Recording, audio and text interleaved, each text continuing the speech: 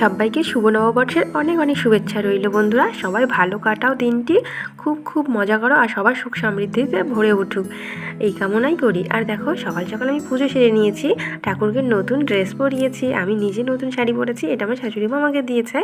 তো বন্ধুরা, আমার ভিডিও তোমাদের কেমন লাগে অবশ্যই কমেন্টসে জানিয়ে। কিন্তু বেশ কয়েকদিন থেকে আমি কিন্তু ভিডিও পোস্ট করিনি, তো অনেকদিন বাদেই তোমাদের সঙ্গে গল্প করতে চলে এলাম।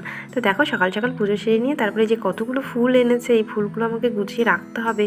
আর এখানে দেখো ময়ূরের পালক এনেছে, ময়ূরের পালক আমার খুব ভালো লাগে, এটা আমি শ্রীকৃষ্ণের কাছেই রেখে দেবো। তো বন্ধুরা, তোমরা কেমনভাবে দিনটি কাটাও আজকে অবশ্যই আমাকে শেয়ার করো।